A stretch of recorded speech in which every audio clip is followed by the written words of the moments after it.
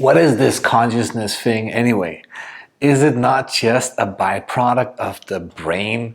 Like, why are you like making it seem like this mysterious thing that comes from elsewhere? It's probably just a result of evolution, right? Because at some point it became evolutionary meaningful to be able to observe your own thoughts, right? Because maybe you had to take certain decisions. You're a tribal person, you're hunting for a mammoth, and you have to decide, okay, are you gonna run this way or that way?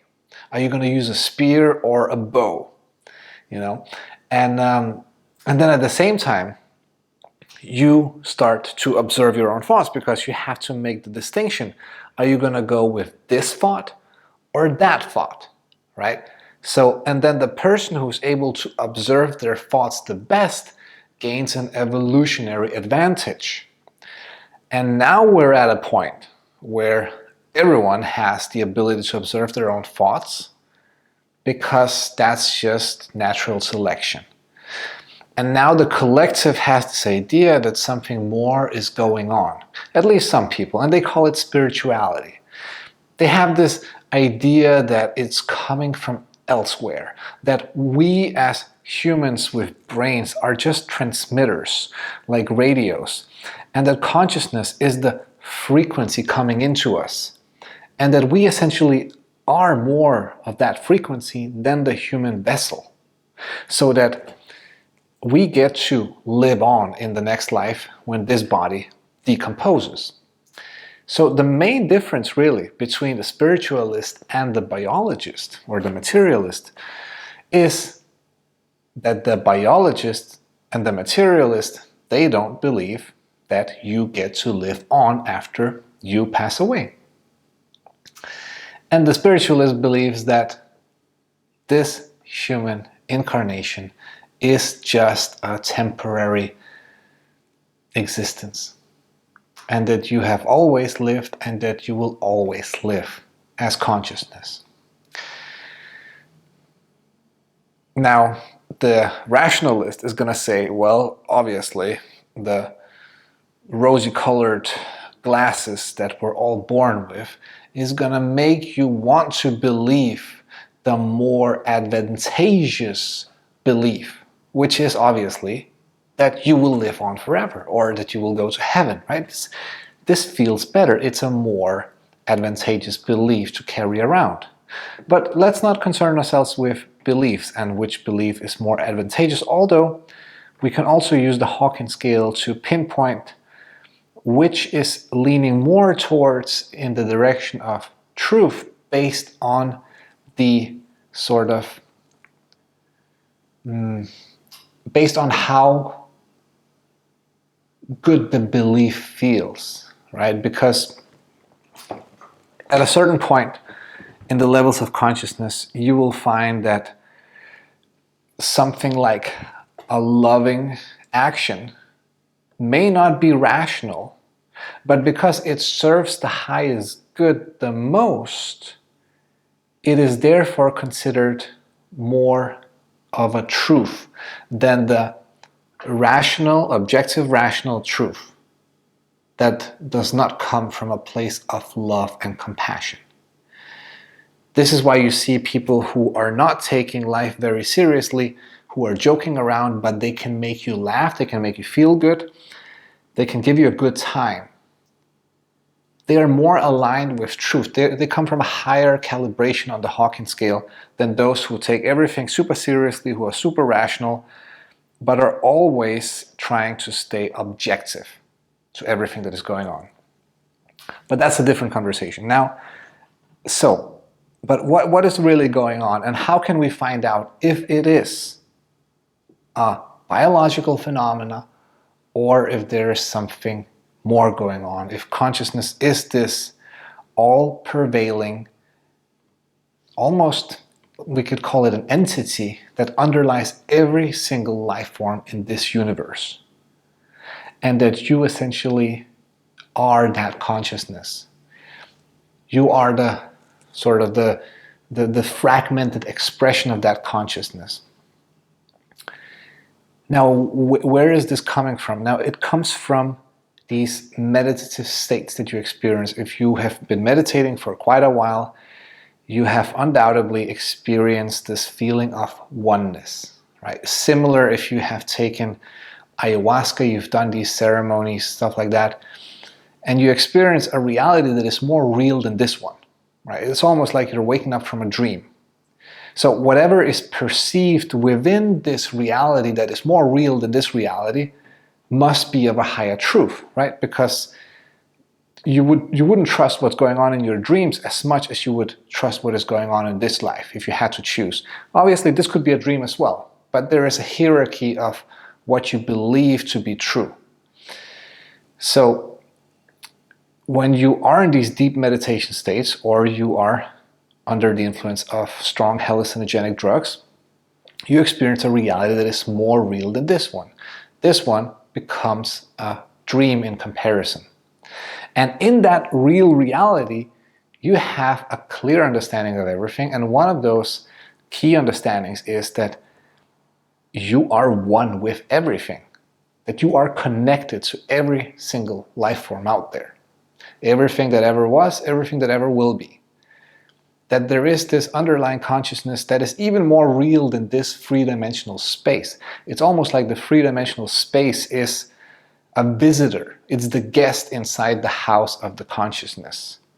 Consciousness is like the box, and the three-dimensional reality, the universe, is just a temporary little existing entity or whatever.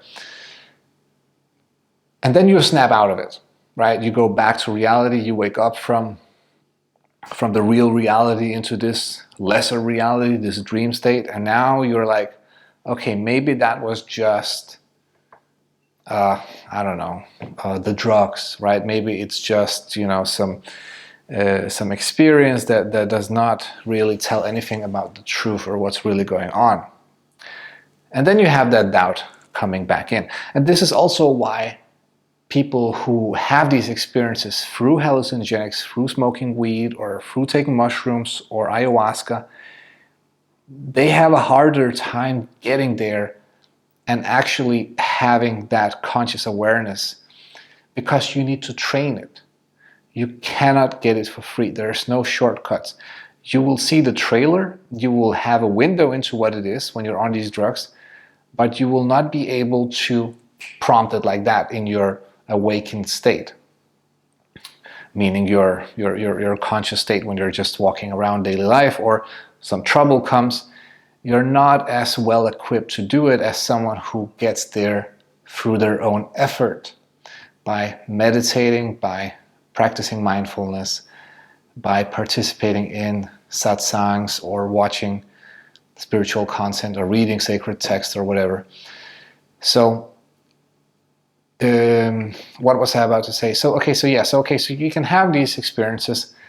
They don't necessarily give you complete comfort that what you know is to be true, because you come back into a state where the mind is the dominant sort of force, right?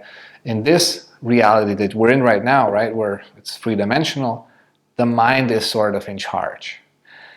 It doesn't have to be, but the default state is that it is.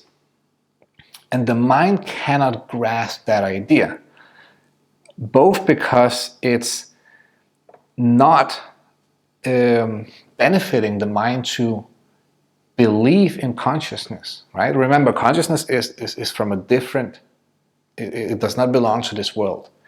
The mind has no obligation to understand it. So, but what it does is it poses a threat to its existence. Because when you enter a conscious state and you let the mind or the ego subside into the background, it loses its function and it loses control, right? So when it loses its function and it loses control, it starts to panic. Why does it start to panic? Because its main function is to keep you alive. So when it subsides to the background, when you're telling it, step away, I got this, I don't need you, the mind thinks that your life is going to be messed up pretty soon. That's just how it's wired. So, and the second reason why it's hard for the mind to understand this, or the ego, or you, if you're identified to the mind, is that going from believing that you are this one little person with this one simple life to essentially that you are the all-prevailing consciousness that underlies every single life form, not only on this planet, but on every single planet that exists in this universe simultaneously. That's just too big of a thought to handle, right? And the mind goes a little bit crazy if it starts to try to comprehend this idea. So don't try to understand it. Like from a personal level, don't try to understand it, because it's not possible. So it's not possible to understand it, and it's not advantageous from an evolutionary standpoint to forego of the mind or forego of itself, because to the mind this essentially means annihilation, right? So it doesn't want that. It's going to work against you. It's going to work against your meditation practice as much as possible. But hey, we started talking about something else, right? Can we know if it's biology or if it truly is something far greater than this material realm? And the answer is that you need to experience it for yourself.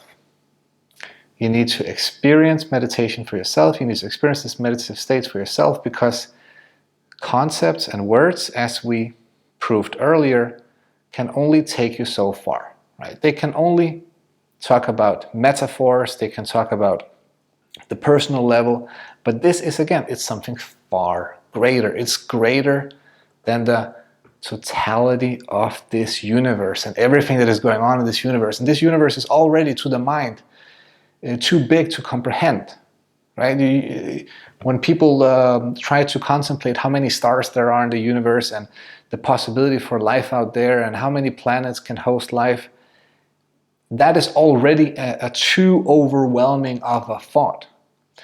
But what we're talking about here is something far greater than the universe itself and the multiverse. And there could be 1 trillion universes, and it would still be greater, because, again, consciousness is the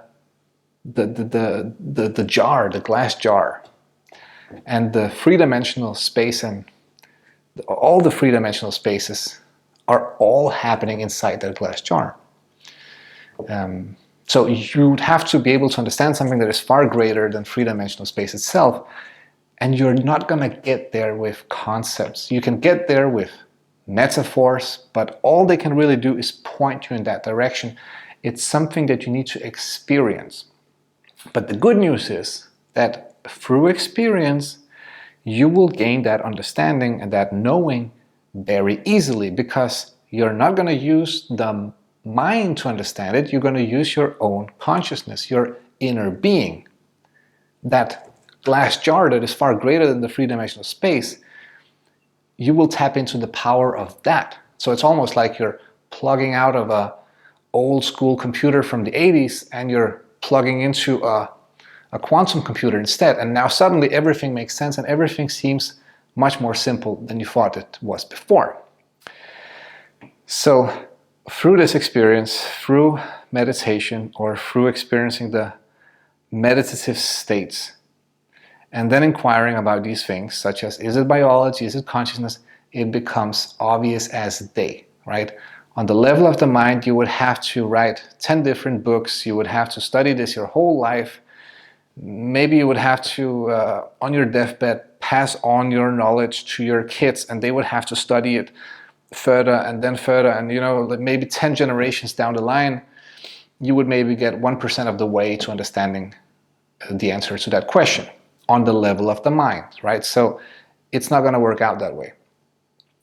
The only way you can know it is through experiencing it, through tapping into your conscious awareness and then asking that question. Then the obvious answer is going to come to you. And it's really simple.